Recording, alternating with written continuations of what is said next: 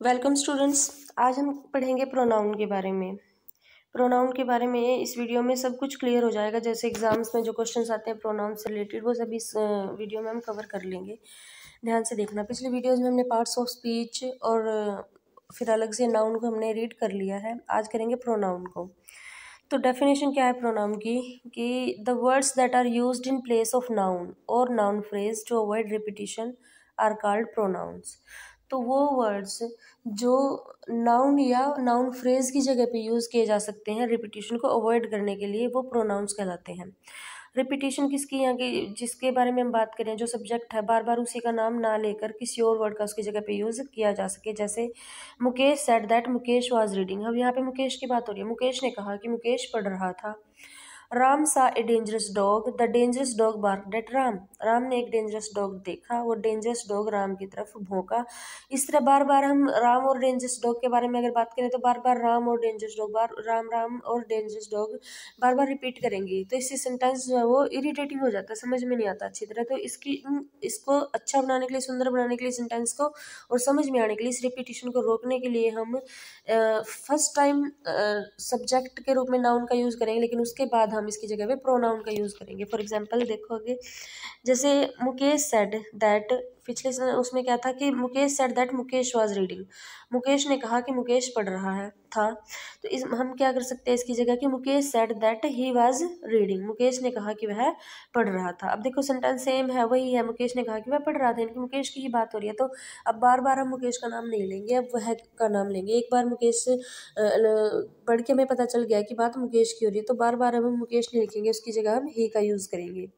Next sentence था हमारा कि Ram saw a dangerous dog, the dangerous dog barked at Ram. अब बार बार हम राम और डेंजरस डॉग का नाम नहीं लेंगे। Ram saw a dangerous dog, हमें पता चल गया कि राम और डेंजरस डॉग की बात हो रही है। इट बार्क्ड एट राम, ये डॉग इरेज करना भूल गई मैं। Ram saw a dangerous dog, Ram ने डेंजरस डॉग को देखा। इट बार्क्ड एट हिम, यह उसके ऊपर भौंका। इट किसके लिए है? ऑब्जेक्ट के लिए, जो डेंजरस डॉग है उसके लिए, और हिम किसके लिए? राम के लिए। तो इट और हिम ये क्या है? दो प्रोनाउंस है जो हमने राम और डॉग के लिए लिए हैं, यानी कि सब्जेक्ट और ऑब्जेक्ट के लिए लिए हैं। तो अब देखो डेंजरस डॉग क्या है, यहाँ पे एक फ्रेज है, ठीक है। डॉग एक नाउन है, राम तो है ही, डॉग एक नाउन है, तो डॉग कैसा है? डेंजरस है। तो एक फ्रेज हो गया जो नाउन को मॉडिफाई करने के लिए जिन वर्ड्स का यूज़ किया जाता है वो है ये फ्रेजल वर्ड्स, ठीक है। तो फ्रेजल वर्ड्स की जगह भी इसको यूज़ किया जा सकता है, किसको? प्रोनाउन को, ठीक है। एक और सेंटेंस है, a house on the hill it looks beautiful. A house on the हिल, पहाड़ी पर एक घर, और यह सुंदर दिखता है। अब इट किसके लिए यूज हुआ है यहाँ पे? Pronoun a house on the हिल पे। अब ए हाउस ऑन द हिल क्या है? एक नाउन है, ठीक है। वैसे तो एक हाउस है, लेकिन इसके और विशेषता मॉडिफाई किया गया, ए हाउस ऑन द हिल। तो ये पूरा का पूरा क्या है? एक फ्रेजल वर्ड है। तो इसकी जगह भी हम प्रोनाउन का यूज कर सकते हैं। ए हाउस ऑन द हिल क्या है? नाउन फ्रेज है, और इट क्या है? यहाँ पे प्रोनाउन है जो इसकी जगह पे यूज किया गया है। तो ये थी नाउन की डेफिनेशन और इसको कैसे यूज़ किया जाता है। आगे पढ़ेंगे टाइप्स ऑफ प्रोनाउन। प्रोनाउन कितने टाइप के होते हैं? मेनली जो होते हैं प्रोनाउन वो 6 टाइप्स के होते हैं।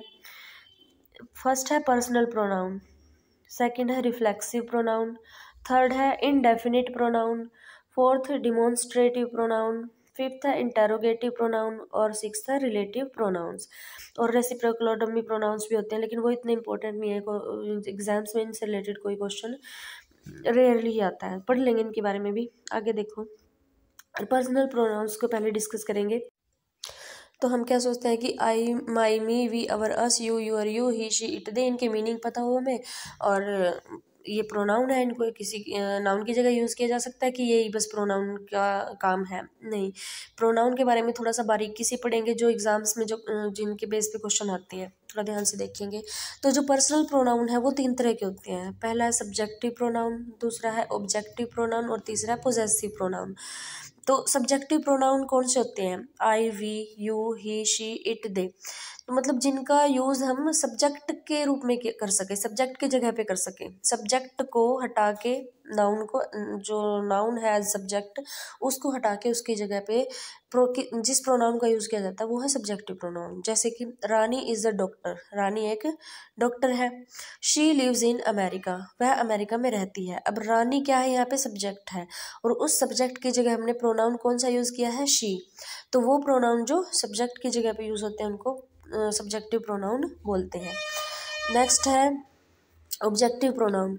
ऑब्जेक्टिव प्रोनाउन कौन से होते हैं, जो ऑब्जेक्ट की जगह पे यूज़ किए जा सकते हैं। पता है ये सबको, एक सेंटेंस में जिसके बारे में बात हो रही है वो है सब्जेक्ट, और जो बात हो रही है वो ऑब्जेक्ट, या सब्जेक्ट जिसको जिससे बात कर रहा है वो ऑब्जेक्ट। तो me, us, you, him, her, them, it, ये क्या है, ऑब्जेक्टिव प्रोनाउंस है।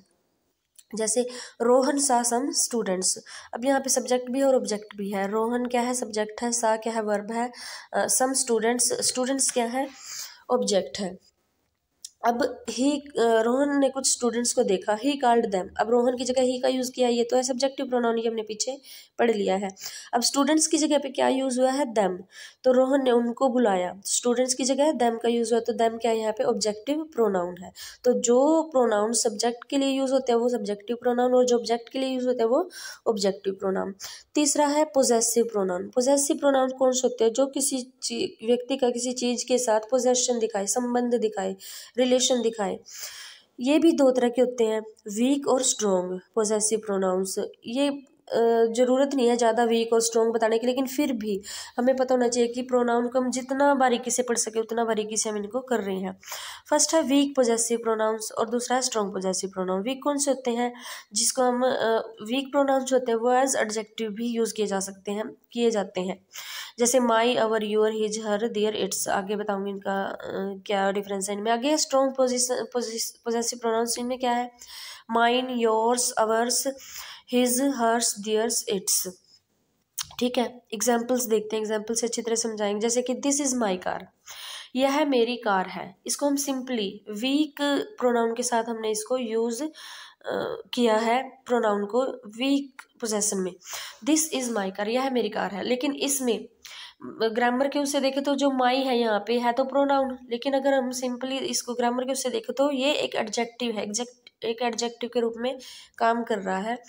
तो क्यों, क्योंकि ये कार की विशेषता बता रही है कि इस कार की खास बात क्या है कि ये मेरी है। ठीक है, अगर इसको हम प्रोनाउन में बदलें इस चीज़ को, इसी सेंटेंस को, तो क्या होगा, दिस कार इज माइन, यह कार मेरी है, यह कार मेरी है। अब ये जो माइन वर्ड है ये पोजेशन दिखा रहा है कि ये कार मेरी है। तो यहाँ पे माइन जो है वो स्ट्रॉन्ग पोजेसिव प्रोनाउन है और माई क्या है, वीक पोजेसिव प्रोनाउन है। तो इसमें हम क्या याद कर सकते हैं कि वीक प्रोनाउंस जो है वो एडजेक्टिव के रूप में भी यूज़ किए जाते हैं, और स्ट्रॉन्ग प्रोनाउंस जो है वो रियल में प्रोनाउंस होते हैं, पोजेसिव प्रोनाउंस। एरर्स, अब जो ये पर्सनल प्रोनाउन है इनका यूज़ करते समय हम गलती कहाँ कहाँ पे करते हैं वो यहाँ पे देखेंगे। फर्स्ट जैसे एक सेंटेंस देखो, I and Ravi are playing, I and Ravi are playing. जब अपनी और किसी जब सब्जेक्ट दो जने होते हैं आई एंड रवि, तब हम क्या गलती करते हैं कि Ravi and I are playing, तो ये I and Ravi are playing गलत होता है। उसकी जगह पे हमें Ravi and I are playing लिखना है, यानी कि जो थर्ड पर्सन है वो पहले आएगा और फर्स्ट पर्सन है वो बाद में आएगा। थर्ड पर्सन पहले आएगा, फर्स्ट पर्सन बाद में आएगा। Ravi and I are playing हमेशा ऐसे लिखा जाता है। सेकंड में क्या है, अगर पर्सन तीन हो, Mohan, I and you will play cricket, Mohan, मैं और तुम क्रिकेट खेलेंगे। अब इसमें क्या रूल है, पहले सेकंड पर्सन आएगा, फिर थर्ड और फिर फर्स्ट। सेकंड पर्सन कौन है यहाँ पे, you, you, Mohan and I, second है यू, थर्ड है मोहन एंड आई है फर्स्ट। तो इसमें क्या रूल है, जब तीन पर्सन हो तो पहले थर्ड, सेकंड, फिर थर्ड, फिर first. You, Mohan and I will play cricket. ठीक है, इसको इस तरह के क्वेश्चंस आते हैं एग्जाम्स में कि इसको करेक्ट करो, गलती कहाँ पे, एरर कहाँ पे है। ठीक है, थर्ड है it is me who helped you, it is me who helped you. तो इसकी जगह पे क्या लिखेंगे हम, it is I who helped you, क्योंकि हमने जो यहाँ पे सब्जेक्ट कौन है जिसने हेल्प की, वो कौन है, वो मैं हूँ। तो सब्जेक्ट क्या अपने आप को सब्जेक्ट के रूप में कैसे डिनोट करेंगे, आई के साथ। मी क्या है यहाँ पे, ऑब्जेक्ट है, तो हमने ऑब्जेक्ट नहीं लिखना, सब्जेक्ट लिखना है, it is I who helped you. तो ये गलतियाँ हम प्रोनाउंस में पर्सनल प्रोनाउंस में करते हैं, इनका ध्यान रखना। आगे है एक और फोर्थ सेंटेंस है योर्स ओबीडियंटली। जब हम कोई एप्लीकेशन वगैरह लिखते हैं, लेटर वगैरह लिखते हैं, योर्स ओबीडियंटली, योर्स फेथफुली, इन वर्ड्स का यूज़ करते हैं। तो ज़्यादातर स्टूडेंट्स क्या करते हैं, योर्स के योर के बाद अपोस्ट्रोफी एस लगा देते हैं, जो कि गलत है। हमें बिना अपोस्ट्रोफी के योर्स लिखना है, क्योंकि योर्स अपने आप में एक पोजेसिव प्रोनाउन है, ठीक है। तो वहाँ पे कोमे का यूज़ ऊपर नहीं करना है कभी भी योर्स में, ठीक है, क्योंकि हमें सिखाया गया है कि पिता का फादर्स अपोस्ट्रोफी एस के साथ, माता का मदर्स, ब्रदर्स, ठीक है, सीमाज, रीनाज। तो ये उस वहाँ पे हम का के लिए संबंध दिखाने के लिए अपोस्ट्रोफी एस का यूज़ करते हैं। लेकिन जहाँ पे योर्स, अवर्स, हिज, हर्स की बात आती है, जो हमारे पास ऑलरेडी कंप्लीट पोजेसिव प्रोनाउन है, वहाँ पे अपोस्ट्रोफी एस का यूज़ नहीं करना। सेकंड है, तो पर्सनल प्रोनाउन हमारा कंप्लीट हो गया। पर्सनल प्रोनाउन 3 तरह के होते हैं, सब्जेक्टिव, ऑब्जेक्टिव और पोजेसिव, वो हमने कर लिए हैं। सेकंड है रिफ्लेक्सिव प्रोनाउन। रिफ्लेक्सिव प्रोनाउन कौन से होते हैं, जहाँ जिनमें सेल्फ का यूज़ है, जैसे my self, your self, him self, her self, it self, your selves, our selves, them selves. ये है रिफ्लेक्सिव प्रोनाउन। ये किस लिए यूज़ होते हैं, जब सब्जेक्ट और ऑब्जेक्ट एक सेंटेंस में सेम होते हैं। किसी भी सेंटेंस में जब सब्जेक्ट और ऑब्जेक्ट दोनों सेम ही हो, वहाँ पे रिफ्लेक्सिव प्रोनाउन का यूज़ होता है। जैसे आई सा my self in the mirror, मैंने देखा माई सेल्फ को, अपने आप को, इन द मिरर, मिरर में, मैंने अपने आप को मिरर में देखा। अब किसने देखा, मैंने देखा, किसको देखा, खुद को ही देखा।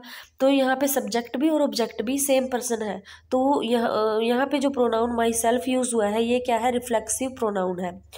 सेकेंड सेंटेंस एग्जाम्पल है हमारा, John blames himself for the accident. John blames himself, John blame करता है हिमसेल्फ, अपने आप को, खुद को, फॉर द एक्सीडेंट, एक्सीडेंट के लिए। जॉन जो है खुद को एक्सीडेंट के लिए जिम्मेवार मानता है। नेक्स्ट है, I found my self in the trouble. I found, मैंने पाया, माई सेल्फ, अपने आप को, इन द ट्रबल। यहाँ पे सब्जेक्ट भी और ऑब्जेक्ट भी सेम पर्सन है। तो यहाँ पे जो माई सेल्फ वर्ड यूज हुआ है, ये क्या है, रिफ्लेक्सिव प्रोनाउन है। अभी ये सेल्फ वाले जो वर्ड्स होते हैं, इनका एक और तरह से एम्फेसाइजिंग प्रोनाउंस के रूप में भी यूज होता है। देखते हैं, बी पार्ट है इसका, इंटेंसिव प्रोनाउंस या एम्फेसाइजिंग। ये सेल्फ वाले, my self, your self, him self, same. लेकिन इसमें क्या होता है, फ़र्क क्या है, जो सब्जेक्ट और ऑब्जेक्ट हैं वो अलग अलग होते हैं। सब्जेक्ट और ऑब्जेक्ट अलग अलग होते हैं। वर्ड्स सेम है, my self, your self, him self, जो प्रोनाउन है वो सेम है, लेकिन उसका यूज़ दूसरे तरीके से हो। यहाँ पे सब्जेक्ट और ऑब्जेक्ट डिफरेंट चीज़ें हैं। जैसे I myself painted my house, मैंने खुद पेंट किया मेरे घर को। अगर कोई पूछे कि हु पेंटेड योर हाउस, तुम्हारा घर किसने पेंट किया, मैंने खुद किया। I myself painted my house, अब देखो आई और माई सेल्फ सेम चीज़ें वही, पेंटेड माई हाउस, लेकिन मैंने खुद किया, किसको पेंट किया, घर को, अब अपने आप को नहीं किया। पिछले सेंटेंस में क्या था, मैंने अपने आप को चोट पहुंचाई, अपने आप को मिरर में देखा, अपने आप को जिम्मेवार ठहराया, ठीक है। यहाँ पे अपने आप तो किया है, लेकिन ऑब्जेक्ट कुछ हो रहा है। ऑब्जेक्ट यहाँ पे क्या है, जैसे my house, I painted my house. अब देखो, इसका ज़्यादातर टीचर्स क्या बताते हैं कि ये इसमें क्या होता है, आई माई सेल्फ सब्जेक्ट के बाद, माई सेल्फ जो सब्जेक्ट के बाद आएगा, एक लास्ट में आएगा, ऐसा कुछ नहीं है। सेंस देखनी है कि सब्जेक्ट और ऑब्जेक्ट उसमें सेम होंगे और इसमें सब्जेक्ट और ऑब्जेक्ट अलग अलग होंगे। माई सेल्फ चाहे सब्जेक्ट के साथ लगा हो या फिर लास्ट में लगा हो। जैसे फर्स्ट सेंटेंस देखो, I myself painted my house, मैंने खुद अपना घर पेंट किया। सेकंड सेंटेंस क्या है, आई painted my house my self, मैंने अपने घर को खुद पेंट किया। सेंस दोनों की सेम है, मैंने पेंट किया किसको, घर को, चाहे माई सेल्फ सब्जेक्ट के साथ हो या फिर बाद में हो। सेंस क्या होनी चाहिए कि ऑब्जेक्ट अलग होना चाहिए। तो ये क्या है, इंटेंसिव प्रोनाउंस है, एम्फेसाइजिंग। अब ये भी ध्यान रखना है कि जो रिफ्लेक्सिव है उसमें सब्जेक्ट और ऑब्जेक्ट सेम होंगे, और जो एम्फेसाइजिंग है या फिर इंटेंसिव है उसमें सब्जेक्ट और ऑब्जेक्ट अलग अलग होंगे, प्रोनाउन सेम है। थर्ड सेंटेंस देखेंगे, I myself made the cake, मैंने खुद केक बनाया। I made the cake myself, इसका भी वही मतलब है, मैंने केक खुद बनाया। जैसे did you yourself made the cake, क्या तुमने खुद केक बनाया, हाँ, I myself made the cake, yes I made the cake myself. चाहे वो माई सेल्फ सब्जेक्ट के साथ बाद हो या फिर सब्जेक्ट के साथ हो, इसकी कोई प्रॉब्लम नहीं है। लेकिन अब ऑब्जेक्ट अलग हो तो वो इंटेंसिव या एम्फेसाइजिंग है, और ऑब्जेक्ट सेम हो तो वो रिफ्लेक्सिव है। तो ये हो गया हमारा दूसरा जो पार्ट था रिफ्लेक्सिव प्रोनाउन वाला। इसमें एरर कहाँ, गलतियाँ कहाँ पे करते हैं हम, देखना ध्यान से। Did your self cook the dinner, अब योर सेल्फ, अब हम क्या सोचेंगे कि यूअर सेल्फ, तुमने खुद बनाया, तो यू योर, तो यू तो इसमें पहले से यूज़ हो गया, तो अब हम सोचेंगे ये ठीक है। नहीं, did you your self cook the dinner, you तुमने खुद, तो यू का भी यूज़ इसके साथ योर सेल्फ के साथ हम करेंगे। नेक्स्ट है my friends and myself went to Delhi, my friends and myself, अब माई फ्रेंड तो ठीक है, अब यहाँ पे माई सेल्फ जो वर्ड है वो गलत है, एंड आई सब्जेक्ट के रूप में अपने आप को रखना है यहाँ पे, my friend and I went to Delhi. Third है Rohit you should do it yourself, Rohit comma, यानी कि रोहित को कोई डिनोट करा है कि रोहित तुम्हें ये खुद करना चाहिए, योर सेल्व्स यहाँ पे गलत है। हम क्या सोचते हैं कि यू को तो प्लूरल में यूज़ किया जाता है, यू तो हमेशा आई और यू को नहीं, लेकिन है तो सिंगुलर ही, रोहित अकेला है, तो your Rohit you should do it your self आएगा, योर सेल्व्स नहीं आएगा, क्योंकि रोहित उसने बता दिया कि रोहित को बोल रहे हैं, रोहित एक लड़का है। अगर रोहित ना होता, सिर्फ you should do it your self, तो इसमें योर सेल्फ और योर सेल्व्स दोनों आ सकता था, क्योंकि यू को हम सिंगल पर्सन के लिए भी यूज़ करते हैं और प्लूरल पर्सन के लिए भी यूज़ करते हैं। जैसे अगर यहाँ पे रोहित ना होता, सिर्फ यू होता, तो you should do it your self भी हो सकता था और you should do it your selves भी हो सकता था, लेकिन उसने बता दिया कि रोहित को बोल रहा है तो ये तो अकेला है, तो योर सेल्फ आएगा यहाँ पे। आगे है we thought it ourself, we thought it ourself, ये गलत है, इसकी जगह यूज़ करेंगे we thought it ourselves. अब वी तो प्लूरल है, सबको पता है, हमने ये खुद सोचा, तो हमने हमारे सब के लिए अवर सेल्व्स का यूज़ होगा, ना कि अवर सेल्फ का। तो ये है जो हम रिफ्लेक्सिव प्रोनाउंस में मिस्टेक्स करते हैं। नेक्स्ट है इंडेफिनिट प्रोनाउन। इंडेफिनिट प्रोनाउंस कौन से होते हैं?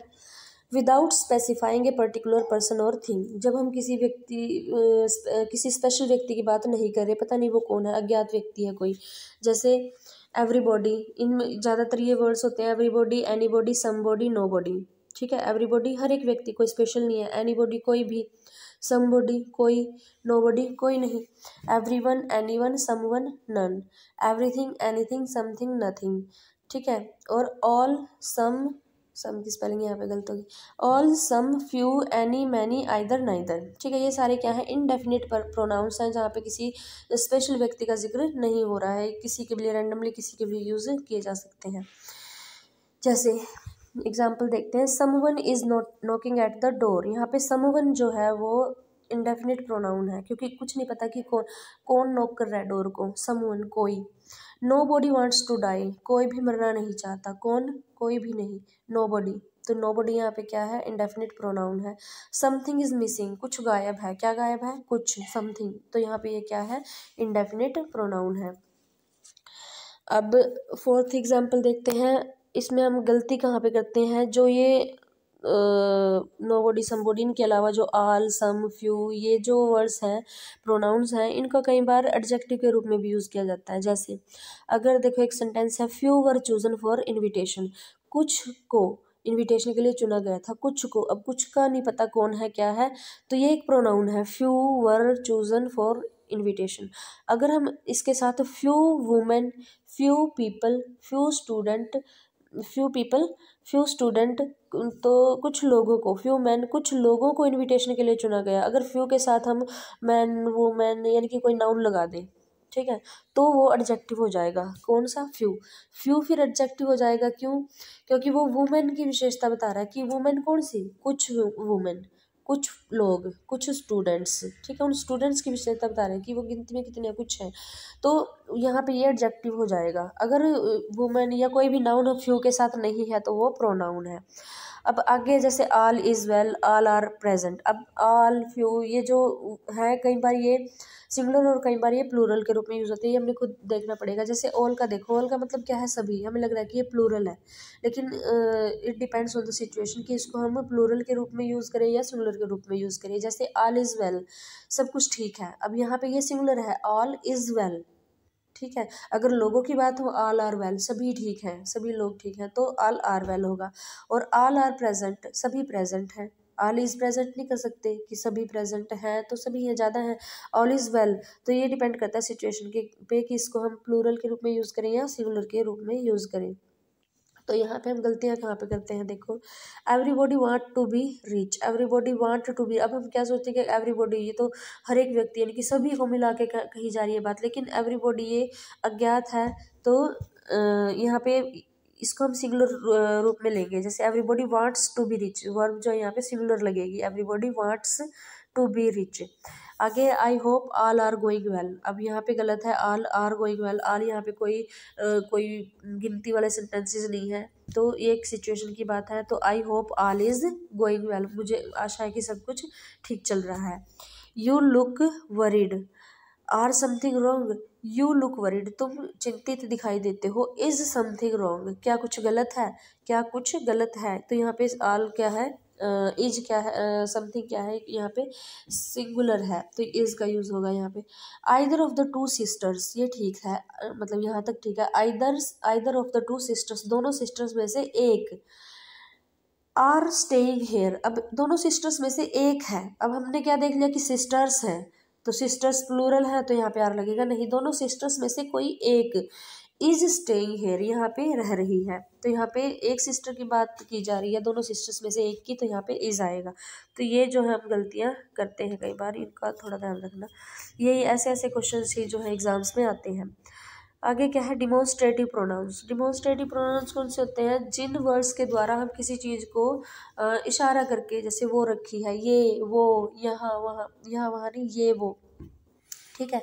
तो ये होते हैं डिमॉन्स्ट्रेटिव प्रोनाउंस। ये दो तरह के, जैसे नियर नाउन्स, फार नाउन्स के लिए ये यूज़ किया जाता है, जैसे this table, that table, these students, दो स्टूडेंट्स। नियर नज़दीक की चीज़ों के लिए दिस और दीज का यूज़ किया जाएगा, दिस एक चीज़ के लिए और दीज ज़्यादा चीज़ों के लिए, जैसे दिस चेयर, दीज स्टूडेंट्स, ये कुर्सी और ये स्टूडेंट जो मेरी क्लास में मेरे सामने बैठे हैं।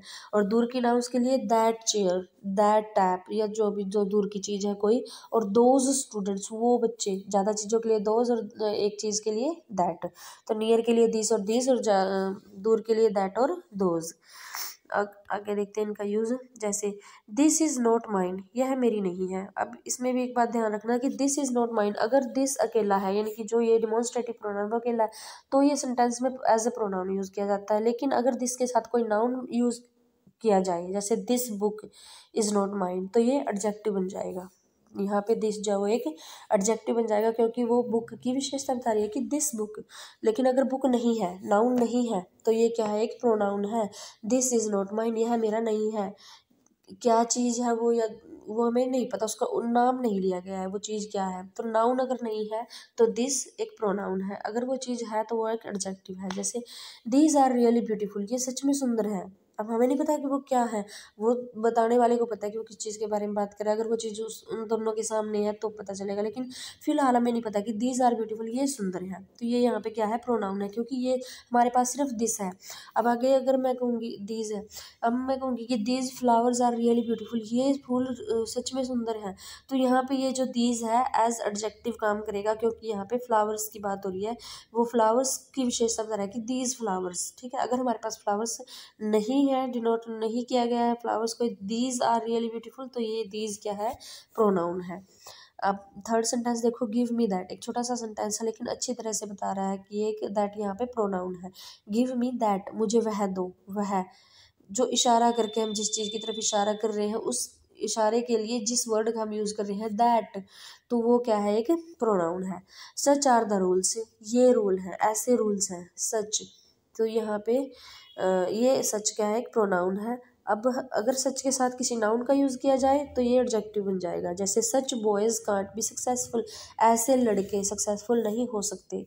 तो ऐसे यहाँ पे किसके लिए यूज़ किया गया है, लड़कों के लिए, तो लड़के क्या है, नाउन है, तो नाउन की विशेषता बताने वाले वर्ड्स तो प्रोनाउन होते हैं, ठीक है। लेकिन अगर हमारे पास नाउन नहीं है, ठीक है, और हम इशारा करके या कुछ किसी चीज़ को हम डिमॉन्स्ट्रेट करते हैं तो ये नाउन हो जाते हैं। और ये कौन से नाउन है, डिमॉन्स्ट्रेटिव प्रोनाउन डिमॉन्स्ट्रेटिव प्रोनाउन हो जाते हैं। नेक्स्ट है, फिफ्थ है इंटेरोगेटिव प्रोनाउंस। इंटेरोगेटिव, जैसे कि इसके का जो नेम है उसी से शो हो रहा है कि ये कौन सी प्रोनाउन है जिसमें क्वेश्चन पूछा जाए। ये क्वेश्चन वर्ड्स होते हैं, जैसे हु कौन, हुम किसको, हुज किसका, विच कौन सा, व्हाट क्या। ये क्या है, इंटेरोगेटिव वर्ड्स हैं, इंटेरोगेटिव प्रोनाउंस हैं। ये इनका यूज़ कब किया जाता है, to ask a question about subject और ऑब्जेक्ट, किसी भी सब्जेक्ट या ऑब्जेक्ट के बारे में क्वेश्चन पूछने के लिए इनका यूज़ किया जाता है। Can be use to make a direct और इनडायरेक्ट क्वेश्चन, कोई भी डायरेक्ट या इनडायरेक्ट क्वेश्चन पूछने के लिए इनका यूज़ किया जाता है, एक ही बात थी। एग्जाम्पल्स देखते हैं। Who is coming to party, party में कौन आ रहा है। अब यहाँ पे सब्जेक्ट के बारे में पूछा जा रहा है कि कौन आ रहा है, और ये डायरेक्ट क्वेश्चन है एक, ठीक है। Who is coming to party. और नेक्स्ट है I am wondering who is coming to party, मैं आश्चर्य में हूँ, मैं खुद में हैरान हूँ कि पार्टी में कौन कौन आ रहा है। अब सब्जेक्ट कोई एक नहीं है, ठीक है, कोई एक नाम नहीं ले सकते कि कौन आ रहा है। और ये इनडायरेक्ट है क्योंकि वो खुद से पूछ रहा है, अपने मन मन में पूछ रहा है, किसी से डायरेक्ट नहीं पूछ रहा। तो ये है सब्जेक्ट के बारे में पूछा जा रहा है, लेकिन इनडायरेक्ट है, ठीक है, कौन कौन आ रहा है, ठीक है। whom do you prefer to vote for, तुम किसको वोट देना प्रेफर करोगे, ठीक है, किसको। अब ये क्या है, डायरेक्ट क्वेश्चन है, तुम किसको प्रेफर करोगे वोट देने के लिए। अब इसमें भी सब्जेक्ट कोई एक, मतलब कोई ये नहीं है कि कोई स्पेशल खास व्यक्ति है, तो कोई भी हो सकता है, ऑब्जेक्ट है यहाँ पे।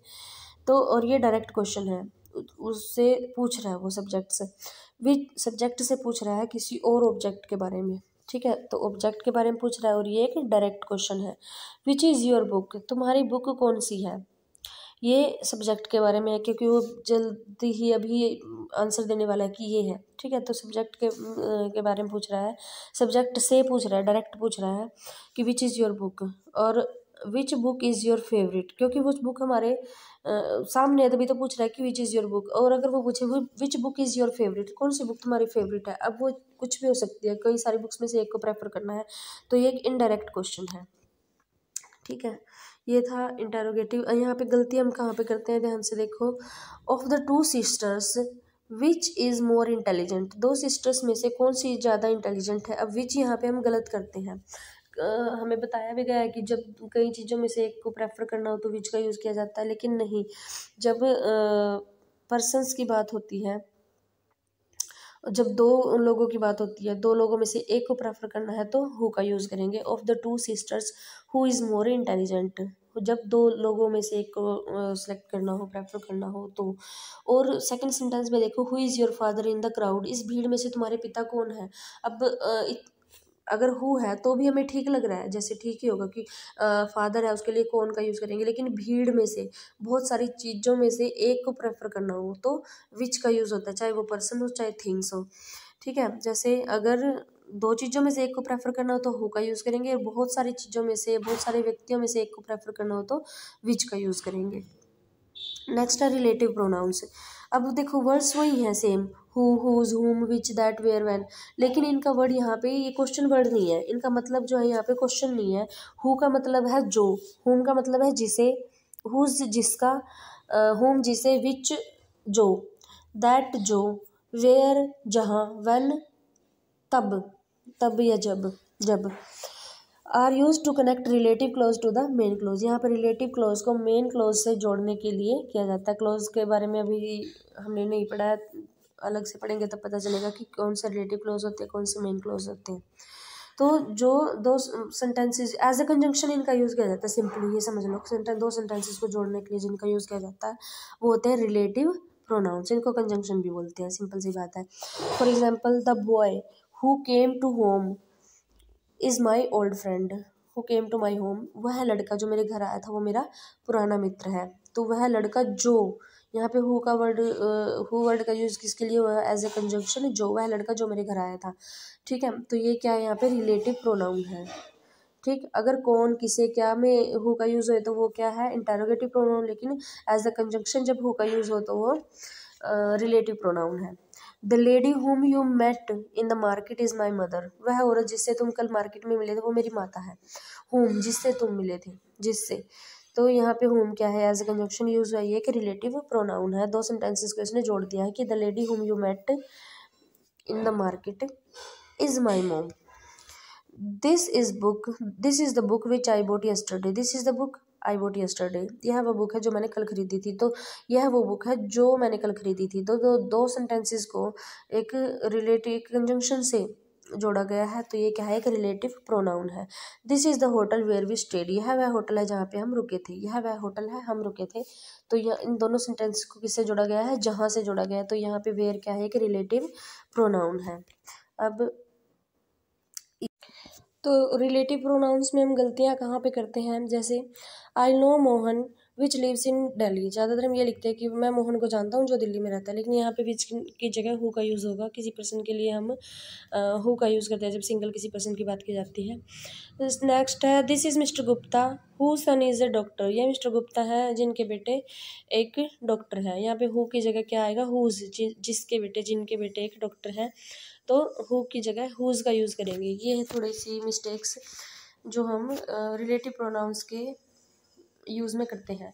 अब ये थे हमारे जो मेन 6 जो प्रोनाउंस थे मेन। अब फिर भी जो मैंने पहले बताया था कि रेसिप्रोकल प्रोनाउन है, एक डमी प्रोनाउन है, उनके बारे में भी थोड़ा पढ़ लेते हैं। इतने इंपॉर्टेंट नहीं है लेकिन चलो कर लेते हैं।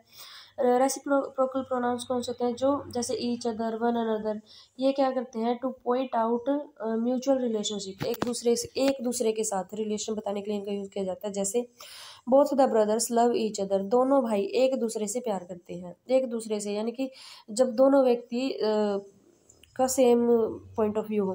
Both the brothers love each other, you should not fight with one another, तुम्हें एक दूसरे के साथ नहीं लड़ना चाहिए। ठीक है, ये ऐसे ऐसे जो प्रोनाउंस होते हैं इनको बोलते हैं रेसिप्रोकल प्रोनाउंस। फिर है डमी प्रोनाउन। डमी प्रोनाउन कौन सा होता है, नकली प्रोनाउन। या डमी क्या होता है, जो एक नकल होती है, मतलब उनका कोई वो सिर्फ दिखाने के लिए होते हैं। जैसे देयर, इट, इनका नॉट रिप्लेस ए नाउन और फ्रेज, ये किसी नाउन या फ्रेज को रिप्लेस नहीं करते। Only help a sentence to function properly, ये सिर्फ किसी सेंटेंस को प्रॉपरली फंक्शन करने के लिए इनका यूज़ किया जाता है। जैसे there is a ship in the harbour, बंदरगाह पर एक शिप है। अब देयर की जगह हम किसी और वर्ड का यूज़ नहीं कर सकते एज नाउन या कुछ भी। तो it was very Sunny yesterday, कल बड़ा सनी दिन था। ये सिर्फ सेंटेंस को बनाने के लिए इनका यूज़ किया जाता है, इनको हम रिप्लेस नहीं कर सकते, इसलिए इनको डमी प्रोनाउंस कहते हैं। तो ये था प्रोनाउंस के बारे में सब कुछ। तो मुझे नहीं लगता कि जो एग्ज़ाम्स के पॉइंट ऑफ व्यू से कुछ कमी रह गई हो प्रोनाउन के बारे में।